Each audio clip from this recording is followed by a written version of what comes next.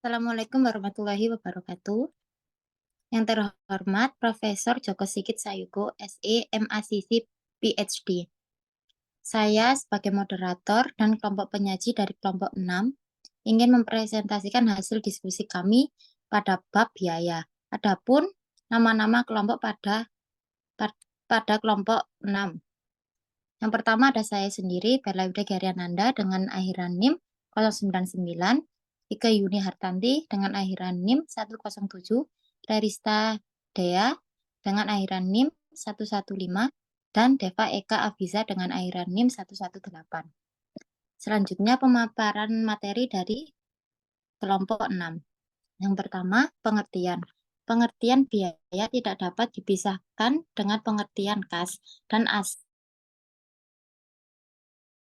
ASA Aviasi nomor 6 FASB mengidentifikasikan biaya sebagai berikut. Biaya adalah arus keluar atau menggunakan atas aset atau timbulnya kewajiban yang merupakan kombinasi dari pengiriman atau produksi barang.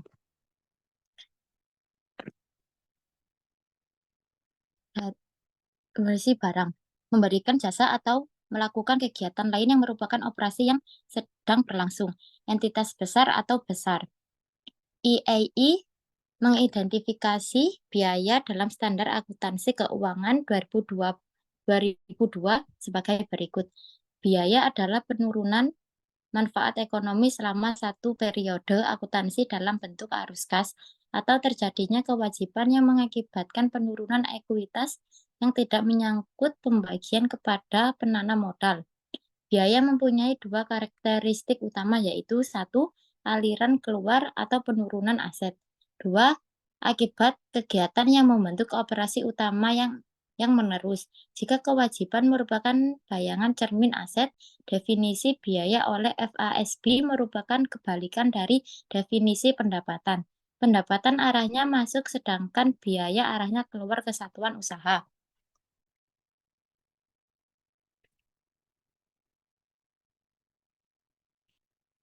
Lalu definisi kos menurun. Biaya adalah pengorbanan untuk memperoleh manfaat dan diukur dengan harga pertukaran beban adalah penurunan aktiva bersih sebagai akibat penggunaan jasa ekonomi dalam rangka menghasilkan pendapatan atau pengenaan pajak oleh pemerintah. Grady 1965 mendefinisikan kos sebagai biaya adalah jumlah diukur dalam uang atau uang tunai yang dikeluarkan atau properti lain yang dialihkan modal saham yang dikeluarkan jasa yang dilakukan atau kewajiban yang timbul sehubungan dengan barang atau jasa yang diterima atau akan diterima. Biaya dapat diklasifikasikan menjadi biaya yang belum kadaluarsa dan biaya-biaya aset yang belum habis masa berlakunya adalah biaya-biaya yang berlaku. Untuk produksi pendapatan perusahaan, biaya-biaya yang kadaluarsa adalah biaya-biaya yang tidak berlaku untuk produksi pendapatan perusahaan. Dan oleh karena itu diberlakukan sebagai pengurang pendapatan kini atau dibebankan terhadap laba ditahan. Biaya yang belum habis masa berlakunya dapat dipindahkan dari satu klasifikasi ke klasifikasi lain sebelum menjadi biaya kadaluarsa sebagaimana didefinisikan GOV. Penurunan aset. 1. Untuk dapat mengatakan bahwa biaya timbul harus terjadi transaksi atau kejadian yang menurun aset atau menimbulkan aliran keluar aset atau sumber ekonomi. Pemakaian bahan baku untuk pembuatan produk tidak dapat disebut sebagai biaya jika produk tersebut belum terjadi atau keluar dari kesatuan usaha. Karena jika produk belum terjual, sebenarnya belum terjadi penurunan aset. Yang terjadi hanyalah perubahan bentuk aset sebagai potensi jasa. Yang kedua, operasi utama yang menerus.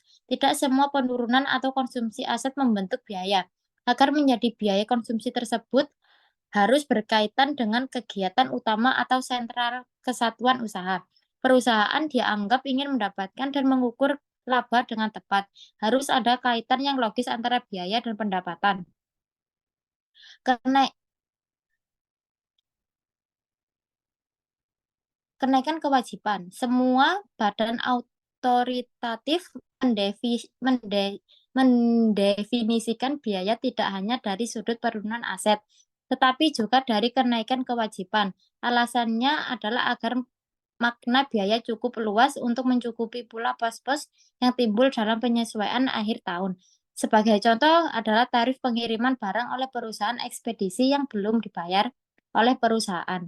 Jasa pengiriman telah dikonsumsi dan menimbulkan pendapatan, sehingga biaya harus timbul diikuti dengan kenaikan kewajiban. Penurunan ekuitas. Semua badan otoritatif mendefinisikan biaya tidak hanya dari sudut penurunan aset, tetapi juga dari kenaikan kewajiban. Alasannya adalah agar makna biaya cukup luas untuk mencukupi pula pos-pos yang timbul dalam penyesuaian akhir tahun.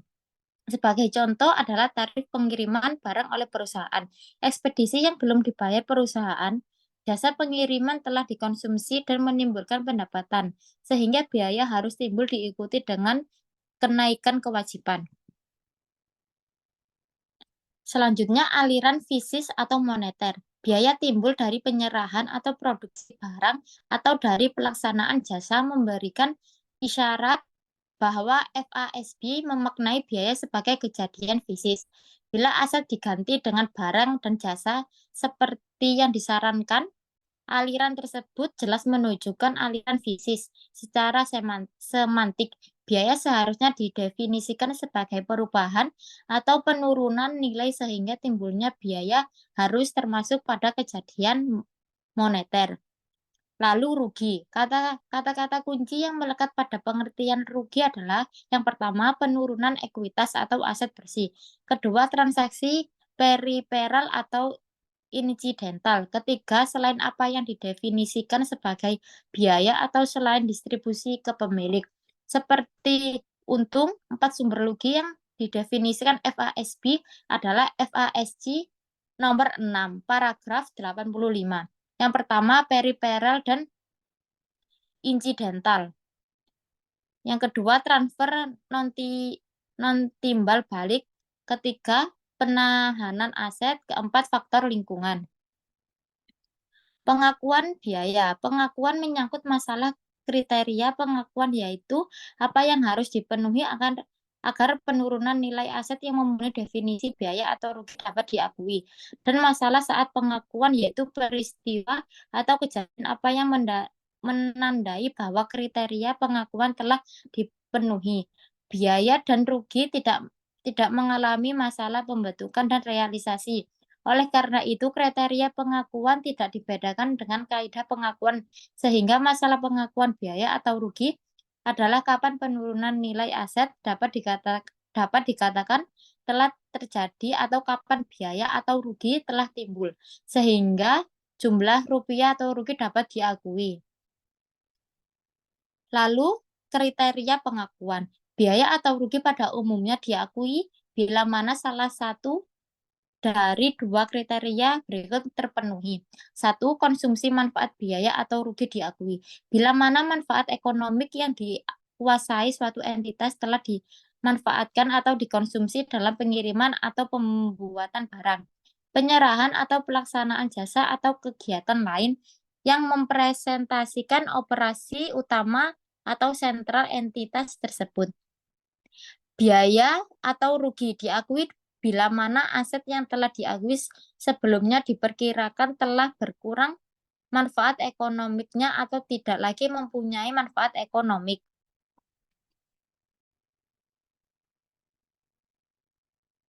Hubungan kos dan biaya. Beberapa sumber mendefinisikan biaya dalam kaitannya dengan pengertian kos karena memang biaya tidak dapat dipisahkan dengan kos. Biaya selalu dapat disebut kos karena kos melekat di dalamnya atau konsep dasar kos melekat. Kos adalah pengukuran biaya atau biaya dipresentasi dengan kos, sehingga secara teknis dan praktis biaya sering disebut dengan kos juga. Akan tetapi kos tidak selalu dapat disebut biaya, karena kos dapat juga mempresentasikan aset dengan kos sebagai pengukur kriteria konsumsi manfaat dan kelenyapan manfaat dapat dinyatakan dalam bentuk keterhabisan kos atau cost expectation. Sedangkan kriteria kelenyapan lebih berkaitan dengan rugi. Sehingga kriteria ini dapat disebut keterhabisan kos non penciptaan pendapatan. Proses dan konsep penandingan. Dua tahap kritis pengakuan kos adalah pengakuan atau aliran masuk sebagai aset dan pembebanan atau aliran keluar sebagai biaya. Proses penandingan adalah proses penentuan laba dengan cara mengukur atau menakar dahulu pendapatan untuk suatu periode dan barulah kemudian menentukan biaya yang berkaitan dengan pendapatan tersebut. Konsep atau prinsip penandingan adalah dasar pemikiran untuk menghubungkan pendapatan dan biaya, sehingga laba yang dihasilkan bermakna. Prinsip penandingan menjadi suatu kebutuhan dalam akuntansi karena ada beberapa alasan, yaitu satu, pengakuan pendapatan tidak langsung dikaitkan dengan pengakuan biaya karena teknik pembukuan tidak memungkinkan hal tersebut. Dua, transaksi terjadinya pendapatan pada umumnya tidak berkaitan langsung dengan transaksi terjadinya biaya.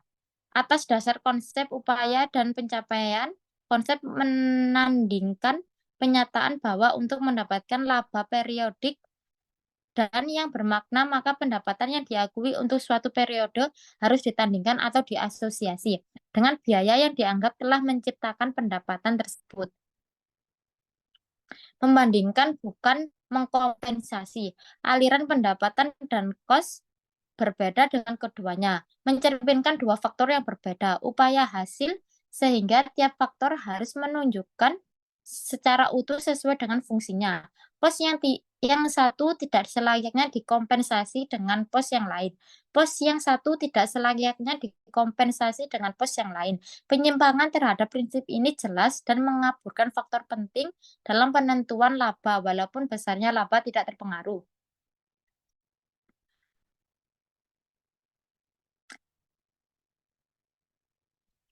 Basis asosiasi. Dalam rangka menghubungkan biaya dan biaya, perlu dipertimbangkan basis asosiasi yang menggambarkan penandingan yang secara ekonomik layak. Sebagai basis asosiasi diantaranya berikut.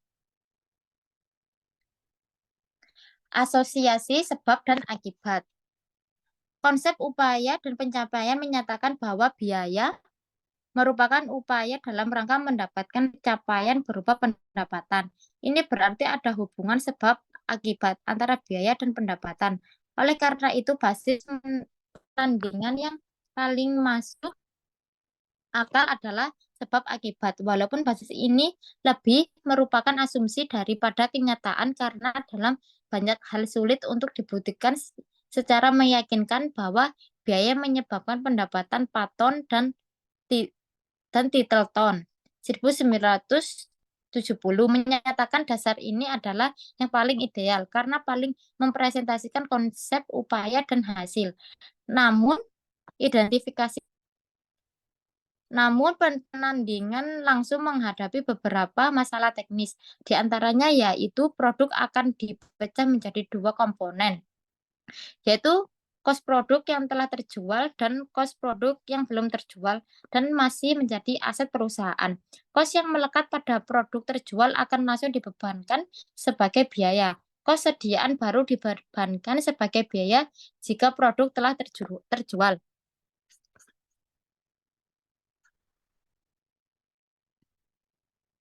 Lalu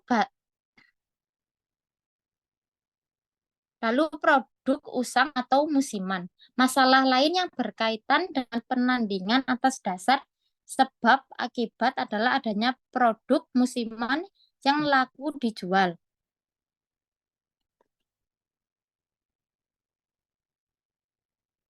Adanya produk musiman yang tidak laku dijual, personalnya adalah apakah kos produk musiman yang tidak terjual merupakan sebab atau sebagai biaya atau bukan sebagai rugi.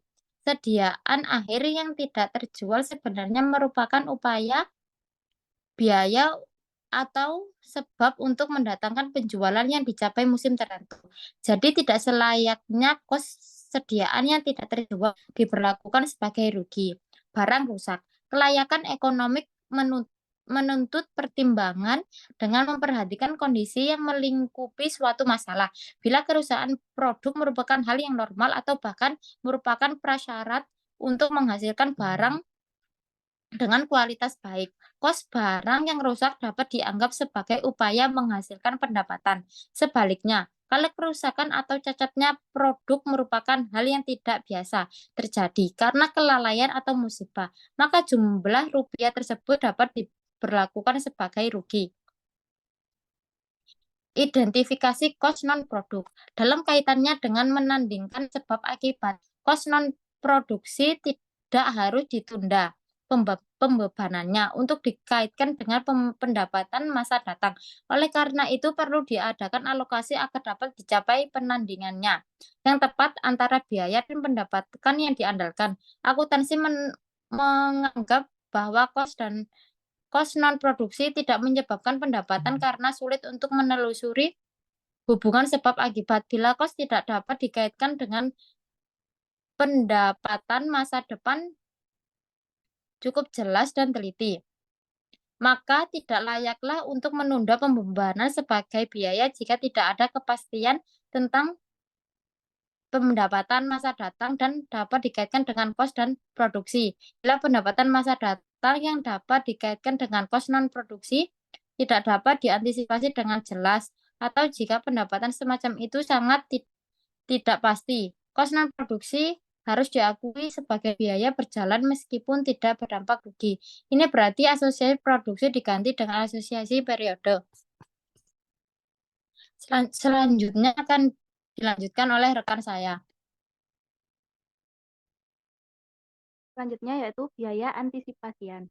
Biaya antisipasian adalah biaya yang dianggap menyebabkan timbulnya pendapatan tetapi baru terjadi setelah pendapatan diakui. Sebagai contoh adalah kos yang berkaitan dengan kegiatan purna jurnal seperti jaminan penjualan, jaminan reparasi gratis, dan pengumpulan piutang. Bila penandingan sebab akibat dipertahankan, kos semacam itu harus diantisipasi dan diakui pada periode terjadinya penjualan meskipun kos belum terjadi. Terdapat usulan yang menghendaki bahwa terdapat bagian kos yang belum terjadi padahal pendapatan telah terrealisasi, maka sebagian pendapatan harus ditunda pengakuannya untuk mengimbangi sebagian kos yang belum terjadi tersebut. Jadi meskipun konsep homogenitas kos menyatakan bahwa tiap faktor kos memberi sumbangan secara proporsional dalam menciptakan pendapatan, pendapatan tidak dapat dipecah atas dasar faktor kos untuk mencapai tujuan pelaporan keuangan.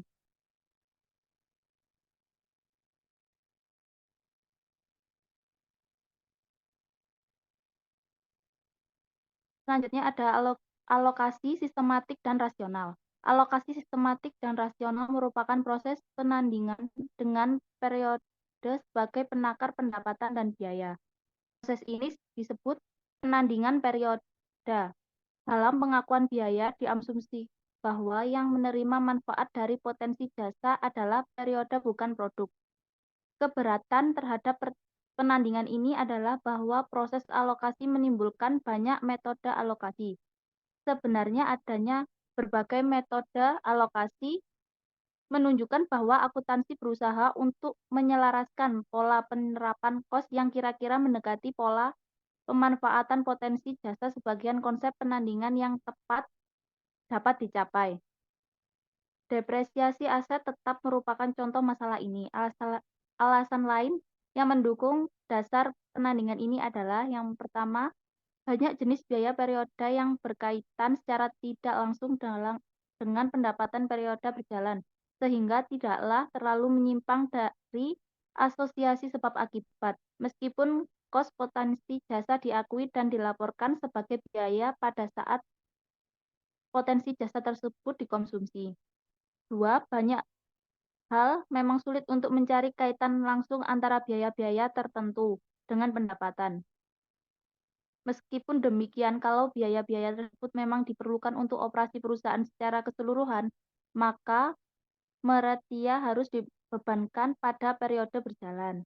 Yang ketiga, Bila biaya tidak dapat diasosiasi dengan cukup pasti dengan pendapatan masa datang atau manfaat ekonomik tidak dapat dikaitkan dengan periode-periode yang masa mendatang. Kalau kegiatan atau kejadian saatnya normal dan berulang serta jumlah relatif konstan, pembebanan langsung tidak mempengaruhi laba secara material meskipun hal tersebut tidak menggambarkan penandingan yang sempurna atau bahkan salah tanding. Yang kelima, alokasi sistematik dan rasional memang merupakan kebutuhan. Next, Mbak.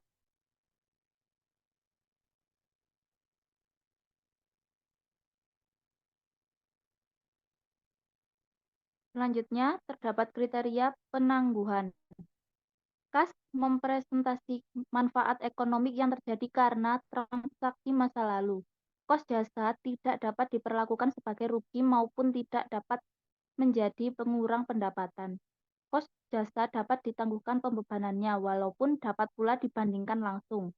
Kos non-operasi yang berulang terjadinya cukup beralasan untuk langsung dibebankan daripada ditunda atau disediakan untuk mencapai tepat tanding. Alokasi kos bergabung atau bersama. Alokasi kos bergabung atau bersama bersifat internal dalam suatu periode, sehingga hasilnya tidak mempengaruhi kos operasi total untuk periode tersebut. Meskipun dasar alokasi agak arbiter, kedua jenis kos ini sama-sama merupakan kos fasilitas. Kegiatan, proses atau objek kos lain, misal massal atau departemen produksi, alokasi semacam ini hendaknya tidak diterapkan untuk alokasi kos, faktor jasa atau antar periode. Hendriksen menyatakan bahwa alokasi secara arbiter antar periode akan lebih menyesatkan hasilnya daripada tidak dilakukan alokasi karena alokasi memberikan kesan adanya ketepatan yang dalam kondisi tertentu mungkin tidak dapat dipenuhi.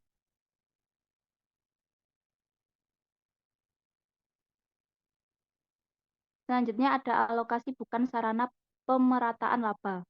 Dalam akuntansi manajerial dikenal dengan metode yang disebut pengokasan normal atau normal costing. Dengan metode ini, cost overhead dibebankan ke produk atas dasar tarif taksiran untuk satu periode. Hal ini dilakukan mengingat pos-pos overhead tidak terjadi secara merata sepanjang tahun. Dalam menentukan kos produksi untuk keputusan manajerial, atas dasar kos aktual bulanan dapat menyesatkan. Bila berdasarkan atas kos aktual, harga yang ditawarkan dapat menjadi terlalu rendah. Harus dibedakan dengan tegas antara kebijakan penyebaran kos ke dalam periode interim dan kebijakan yang bertujuan untuk meratakan fluktuasi tahunan akibat bervariasinya kondisi ekonomi jangka panjang. Kemajuan dan reputasi atau perusahaan harus ditunjukkan dengan kinerja yang sebenarnya, bukan dengan permainan angka untuk mengatasi fluktuasi laba tahunan. Cara terbaik adalah menerbitkan serangkaian statement yang telah diratakan.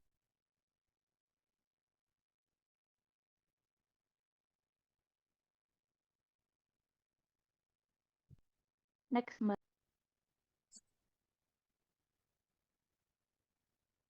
Pendekatan non-alokasi. Keperluan untuk penandingan biaya dan pendapatan secara tepat menuntut adanya alokasi. Alokasi baik interim maupun antar periode tidak dapat dihindari. Thomas menyatakan bahwa alokasi hanya dapat dipertahankan bila ketiga karakteristik berikut terpenuhi. Yang pertama terdapat ketertambahan atau additivity. Yang kedua ketakrabuan. Yang ketiga keteparkan. Selanjutnya ada pembebanan arbiter. Jika tidak ada alasan yang kuat untuk menunda pembebasan kos untuk mencapai penandingan sebab akibat dan juga tidak ada dasar alokasi yang layak, suatu kos biasanya akan langsung dibebankan dalam periode terjadinya immediate recognition. Hal ini berarti bahwa kos dibandingkan dengan pendapatan secara arbiter. Konsep yang melandasi pembebanan semacam ini adalah kepraktisan. Pada umumnya pengakuan segera kos sebagai biaya atau rugi dilakukan karena manfaat masa mendatang tidak terukur atau tidak cukup pasti.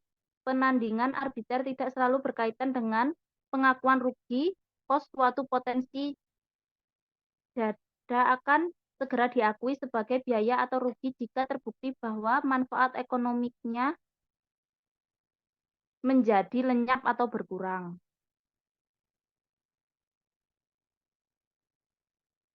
Selanjutnya, penandingan dan penyajian pos-pos biaya. Idealnya, tiap unit produksi menyerap semua jenis kos operasi atau produksi, penjualan, administrasi, dan pengumpulan piutang. Akan tetapi, karena tidak mudahnya untuk menghubungkan secara layak kos kegiatan non-produksi ke produk penakar yang umum dipakai adalah perioda. Penangkaran berbasis perioda menjadikan alokasi sistematis dan rasional suatu hal yang tidak dapat dihindari. Masalah pembebanan kos dan basis asosiasi di atas berlaku untuk semua jenis potensi jasa.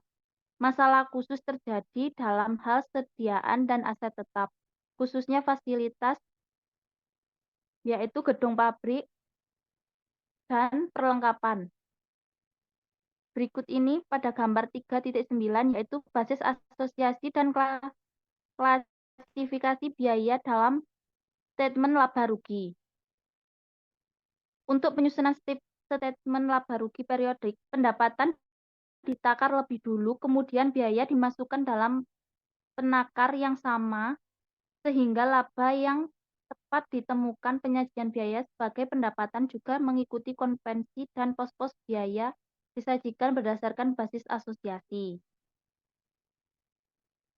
Sediaan. Secara teoritis, sediaan berkaitan dengan pengukuran kos barang terjual dalam rangka penandingan dengan pendapatan dan masalah penilaian. Masalah pengukuran dan penilaian sediaan pada akhir periode dapat dinyatakan sebagai berikut. Yang pertama, penentuan besarnya kos barang yang terjual untuk ditandingkan dengan penjualan sehingga dapat ditentukan besarnya laba perusahaan. Kedua, penentuan nilai sediaan sebagai unsur aset lancar perusahaan. Penentuan nilai sediaan sangat penting untuk menilai likuiditas operasi perusahaan, karena aliran kos tidak selalu mengikuti secara persis aliran barang. Diperlukan metode asosiasi yang paling menggambarkan kegiatan operasi sesungguhnya, sehingga penandingan yang tepat antara biaya atau kos barang terjual dan pendapatan dapat dicapai.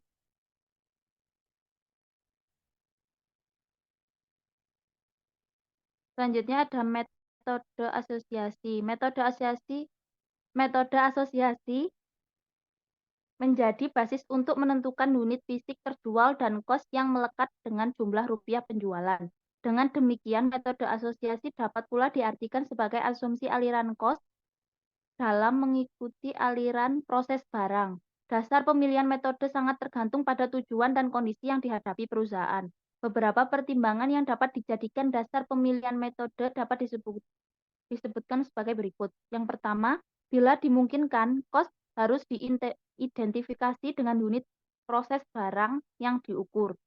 Dua, operasi perusahaan harus dipandang sebagai serangkaian kegiatan yang berurutan dan kontinus, bukunya serangkaian proyek-proyek yang terpisah-pisah. Yang ketiga, kalau tujuan ditekankan pada penilaian sediaan dengan harga paling akhir, asosiasi kos akan ditunjukkan pada sediaan barang dengan menggunakan kos yang paling akhir dan kos barang terjual merupakan angka residual. Yang keempat, kalau untung dan rugi akibat fluktuasi harga akan diidentifikasi dan dilaporkan secara terpisah dengan kos harga terjual. Kos historis jelas tidak akan dapat digunakan untuk mencapai tujuan tersebut. Selanjutnya, Terdapat identifikasi khusus.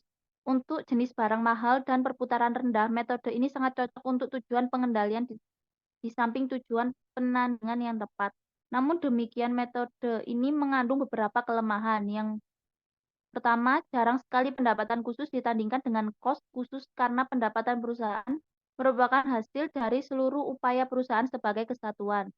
Yang kedua, untuk jenis barang yang homogen dan harganya relatif murah, metode ini menjadi terlalu mahal dan tidak sepadan dengan nilai tambahan. Yang ketiga, kalau fluktuasi harga sangat mencolok, metode ini dapat digunakan sebagai alat manipulasi laba atau earning management. Selanjutnya akan dijelaskan oleh rekan saya.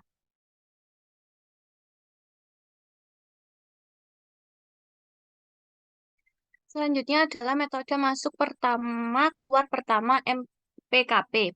Metode ini sangat logis dalam merefleksi asosiasi sebab akibat karena sangat sederhana dan jelas untuk memecah kos ke dalam dua komponen atas dasar kos yang benar-benar melekat dalam kedua komponen tersebut. Jadi, kalau penandingan secara tepat, biaya dan pendapatan menjadi tujuan metode ini paling didukung atas dasar argumen berikut. Yang pertama adalah metode ini mendekati metode identifikasi khusus yang menjadi standar pemecah kos. Yang kedua, untung atau rugi karena fluktuasi harga dengan sendirinya terrealisasi dan diakui bersamaan dengan terjualnya barang walaupun tidak disajikan secara terpisah dan melekat dalam angka laba. Yang ketiga adalah penyajian sediaan akhir dalam neraca akan menggambarkan kos yang mendekati kos sekarang atau kos pengganti.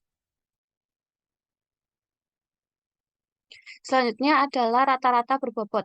Metode ini menganggap bahwa dalam proses produksi terjadi peleburan faktor produksi yang sama selama satu periode menjadi satu massa yang homogenus, artinya bahan baku tersebut dibeli berkali-kali atau produk yang dihasilkan dari beberapa angkatan produk dalam suatu periode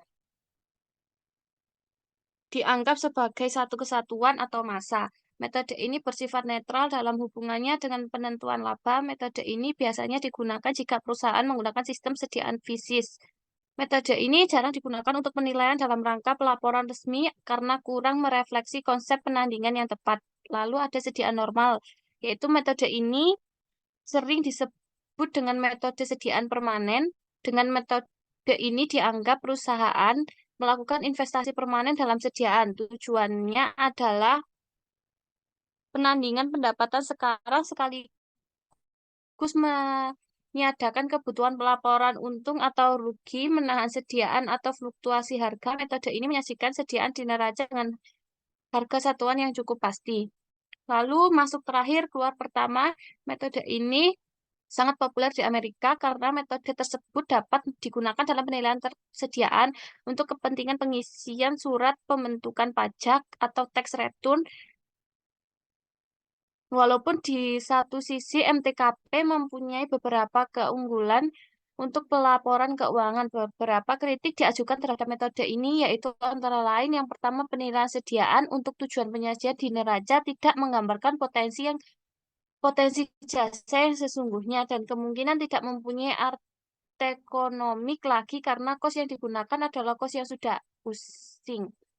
Lalu yang kedua, metode MTKP bukan merupakan metode untuk mengatasi perubahan tingkat harga umum atau daya beli yang sering dijadikan alasan untuk penggunaan metode ini. Yang ketiga, metode ini bertentangan dengan aliran FSIS yang sesungguhnya sehingga tidak menggambarkan laba operasi perusahaan atas dasar kegiatan yang kronologis. Lalu ada implikasi metode asosiasi terhadap laba dalam bidang usaha tertentu yang volume penjualan dan harga bahan bakunya berfluktuasi cukup besar antara periode. Metode MTKP mendapat dukungan yang kuat sebagai salah satu cara untuk menstabilkan laba periodik sampai tingkat tertentu. Seandainya metode yang layak telah ditetapkan, keterandalan kos sediaan akhirnya sangat bergantung pada sistem penelusuran faktor produksi yang membentuk produk atau barang. Jadi, dalam kondisi operasi perusahaan modern yang kompleks, apa yang dapat dicapai dalam penentuan laba periodik sebenarnya tidak dapat diharapkan lebih dari pengukuran yang mendekati ideal. Lalu fasilitas fisik. Dalam hal fasilitas fisik, kos yang terjadi pada saat memperoleh pada umumnya diakui sebagai aset yang baru, kemudian kos tersebut diakui sebagai biaya sesuai dengan pola penerapan manfaat yang dipresentasi dengan kos. Karakteristik dan tujuan pelaporan semua aset mempunyai karakteristik umum, yaitu mempunyai potensi jasa yang dapat dimanfaatkan oleh perusahaan dalam kegiatan operasinya. Fasilitas FSIS mempunyai karakteristik sebagai berikut. Yang pertama, wujud FSIS dan diakui olahan untuk mengolah dan memperlancar kegiatan operasi perusahaan. Lalu pada umumnya berumur panjang walaupun terbatas sehingga perlu pengganti. Lalu yang ketiga, bernilai bagi perusahaan lantaran kekuasaan atau hak perusahaan untuk menggunakannya bukan lantaran hak miliknya. Yang terakhir, pada umumnya merupakan aset non-moneter dan manfaat yang dapat diberikan berupa potensi jasa atau servis potensial, bukan dari pertukarannya. Karakteristik yang demikian menyebabkan tujuan pelaporan dan pengukuran fasilitas FSIS ini adalah untuk menentukan penggunaan jasa dalam suatu periode yang diperkirakan telah menghasilkan pendapatan. Lalu ada basis pembebanan. Fasilitas FSIS memberikan konstruksi jasa ke operasi berupa kepastian atau daya. Oleh karena itu, kos daya atau kapasitas fasilitas FSIS tersebut jelas harus diserap menjadi bagian kos produksi dan akhirnya menjadi bahan pendapatan. Masalah unik yang berkaitan dengan penyerapan fasilitas FSIS adalah penentuan kapasitas taksiran dalam kondisi tertentu dan pola penyerapan manfaat sampai dapat dikatakan masa manfaat habis. Jadi, pembebanan kos fasilitas FSIS untuk suatu periode tidak dapat menentukan atau dasar pengukuran FSIS yang objektif, tetap lebih merupakan suatu hasil pertimbangan atas dasar taksiran faktor-faktor penentu, yaitu umur ekonomi, kapasitas ekonomik, dan nilai residual yang sering tidak dapat diuji validitasnya secara objektif.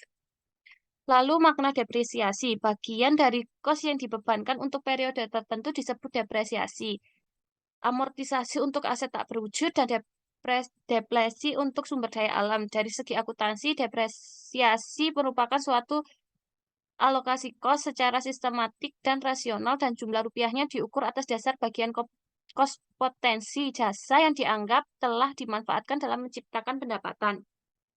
Depresiasi sebagai biaya tidak berbeda dengan jenis biaya operasi lainnya. Jika dapat dikatakan bahwa kos fasilitas FSIS merupakan suatu bentuk ekstrim yang biaya dibayar di muka, akuntansi depresiasi merupakan sarana untuk membebankan biaya dibayar di muka tersebut, produksi atau periode berjalan untuk tujuan pengembangan pelaporan keuangan. Depresiasi secara teoritis dapat dimaknai selain sebagai prosedur atau alokasi sistematik dalam rangka penandingan biaya dan pendapatan yang tepat. Lalu depresiasi sebagai proses akumulasi dana. Pengertian ini didasari oleh gagasan bahwa untuk dapat mempertahankan kelangsungan hidup, perusahaan harus dapat mengganti fasilitas fisik yang habis umurnya. Akibat perusahaan harus menyisihkan dana dari pendapatan yang diperoleh. Dengan demikian, depresiasi adalah sarana untuk menjaga keutuhan sumber daya.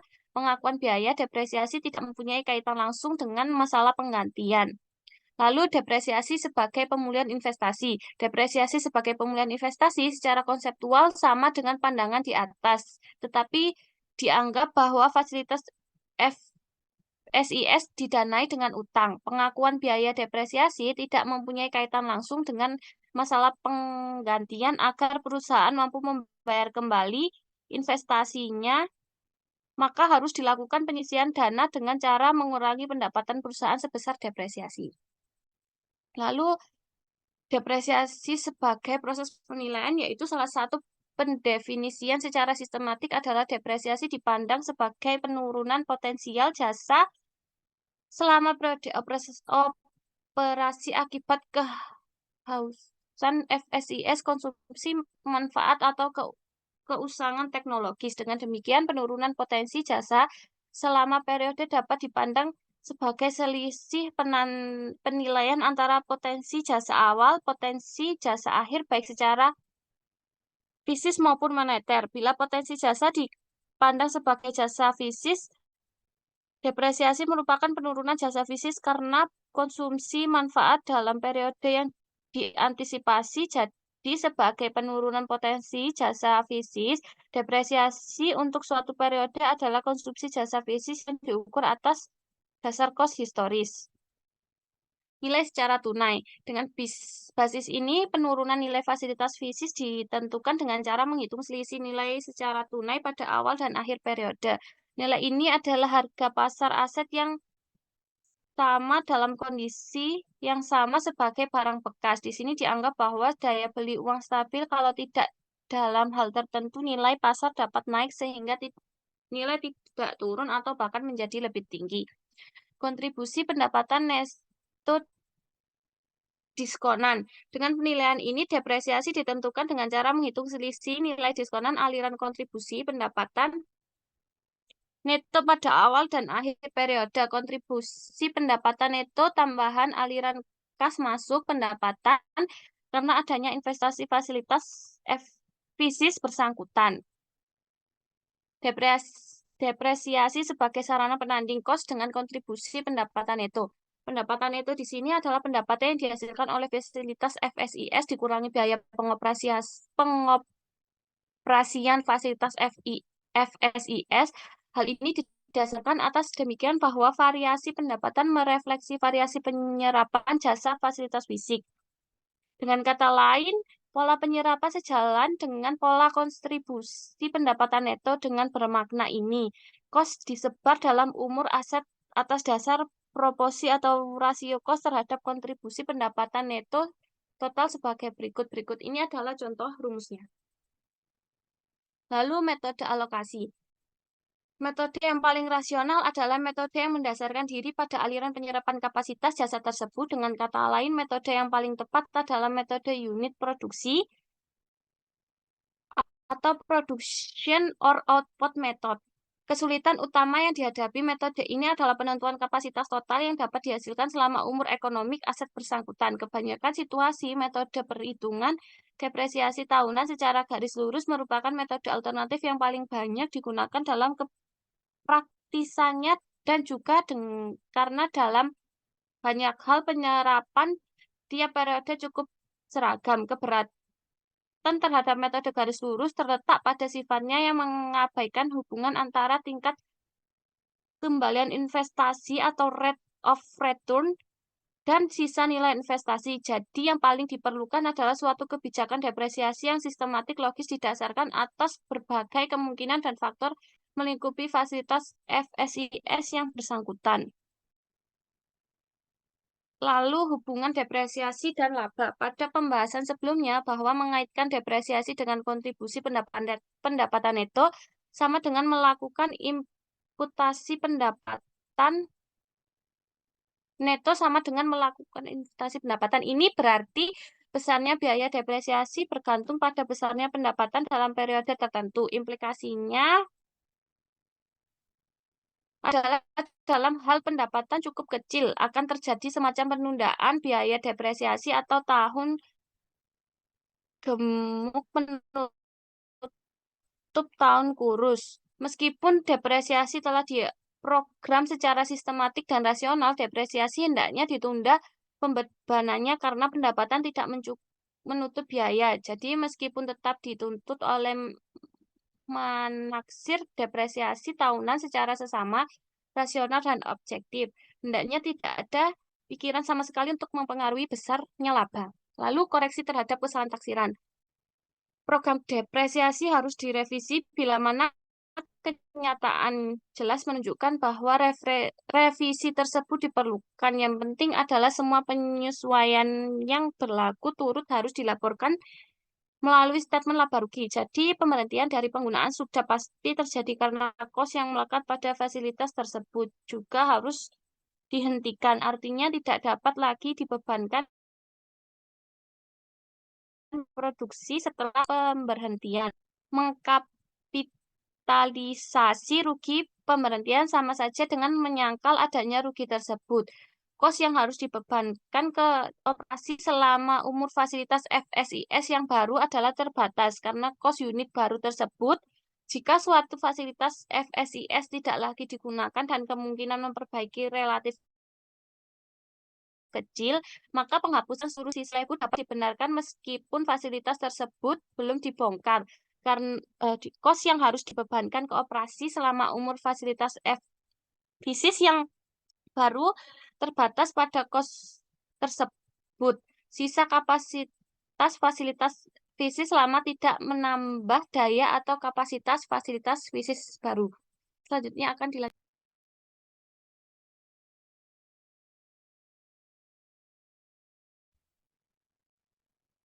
Baik, selanjutnya terkait dengan tanah. Oleh karenanya dapat dianggap bahwa kos tanah tidak perlu didepresiasi atau diamortisasi menjadi biaya depresiasi. Dengan kata lain, fungsi tanah untuk menyediakan jasa ditempati tanpa batas waktu atau selamanya, yang mana cukup menjadi alasan kebijakan untuk memperlakukan kos tanah sebagai investasi permanen dalam fasilitas produksi. Perlakuan semacam ini semakin didukung untuk tanah hak milik permanen, dikarenakan karakteristik kos tanah sebagai investasi permanen tanah tersebut perlu dipisahkan dari fasilitas FISIS lain yang dapat didepresiasi dalam pelaporannya. Tanah bukan hak pemilik permanen. Dalam kondisi tertentu, tanah pertanian tidak dapat diperlakukan sebagai investasi permanen. Dalam keadaan seperti ini, akuntansi yang sehat menghendaki pemisahan kos tanah menjadi bagian yang dimasukkan sebagai kos sisa tanah dan bagian yang menunjukkan kos elemen tanah yang habisnya jasanya. Kemudian ditentukan alokasi kos sementik yang tepat untuk bagian kedua tersebut. Next, Mbak.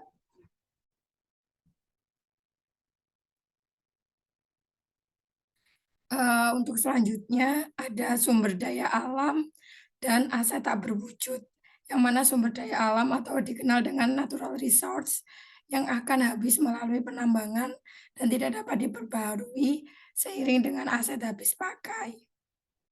Sedangkan aset tak berwujud, golongan yang termasuk aset tak berwujud atau aset intangibles meliputi kos-pos seperti hak cipta, paten, merek dagang, goodwill, dan kos organisasi. Pada kasus tertentu, memungkinkan untuk menyerap kos tersebut dalam waktu yang lebih pendek. Penghapusan langsung seluruh kos sebagai rugi harus segera mungkin dilakukan jika memang kondisi tersebut menunjukkan bahwa aset tak berwujud tersebut tidak lagi mempunyai arti ekonomik yang penting.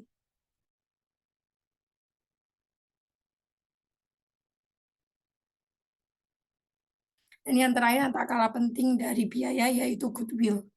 Pada dasarnya itu goodwill timbul ketika perusahaan membeli perusahaan lain yang sudah berjalan secara keseluruhan.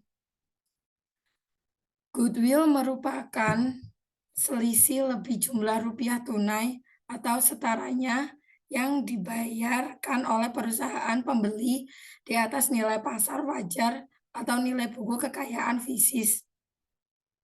Yang mana kas goodwill yang melekat pada harga beli suatu perusahaan yang sudah beroperasi pada dasarnya merupakan nilai sekarang atau nilai diskonan atau yang dikenal dengan present or discount value, yang mana berarti kelebihan laba yang dihasilkan.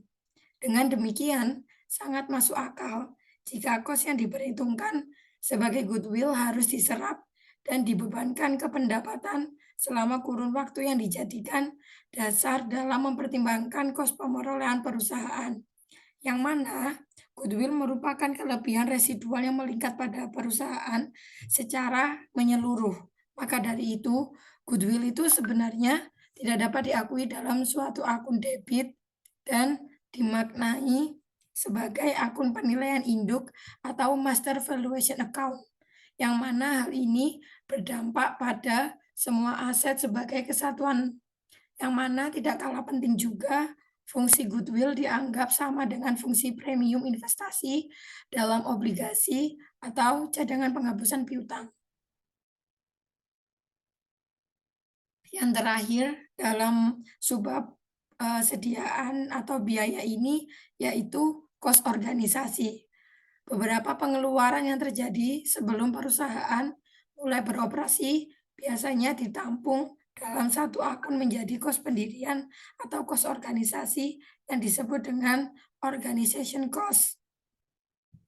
Kos organisasi diperlakukan sebagai aset tak berwujud karena kos tersebut tidak dapat dikaitkan dengan aset tetap berwujud yang ada dalam perusahaan. Akan tetapi, kos pendirian tersebut harus mulai diserap atau dihapuskan bila terjadi penurunan laba dan pengerutan kekayaan yang terus-menerus akibat kegagalan usaha atau dikenal dengan proses likuidasi. Jadi, pada mulanya, kos organisasi tidak semestinya dilakukan diamortisasi dalam hal pada kondisi perusahaan yang berjalan terus dan berkembang, tetapi juga tidak semestinya untuk dipertahankan agar tetap utuh dalam hal perusahaan mengalami kemunduran yang terus-menerus. Untuk perusahaan yang bergerak dalam bidang usaha eksploitasi sumber daya alam, penyerapan sistematik kos organisasi selama umur fasilitas fisik atau pabrik adalah perlakuan yang paling layak. Maka dengan itu, dengan dasar pemikiran yang sama, jumlah rupiah suatu komisi atau berbagai pengeluaran yang lain itu berkaitan dengan penerbitan surat-surat berharga seperti obligasi dan lain-lain, yang mana harus diserap atau dihapuskan selama masih ada sisa umur surat berharga tersebut. Pada awalnya juga, kos organisasi itu tidak semestinya dilakukan amortisasi dalam hal perusahaan itu tadi. Sekian penjelasan dari kami. Selanjutnya akan saya kembalikan kepada pihak moderator, Mbak Bella.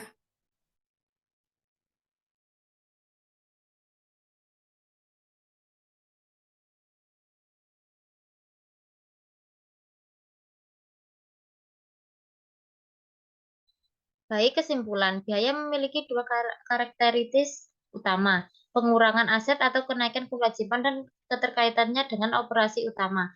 Perusahaan pengakuan biaya didasarkan pada pemanfaatan kelayakan manfaat ekonomi dari sumber daya yang digunakan untuk menghasilkan pendapatan. Pendekatan pengurangan biaya yang ideal adalah berdasarkan hubungan sebab akibat atau asosiasi rasional antara biaya dan pendapatan pengalokasian. Sistematik biaya berdasarkan periode lebih mencerminkan kelayakan ekonomi daripada pembebanan langsung. Alokasi biaya tidak bertujuan untuk meratakan laba, tetapi untuk memastikan bahwa biaya terkait dengan pendapatan secara rasional dan tepat.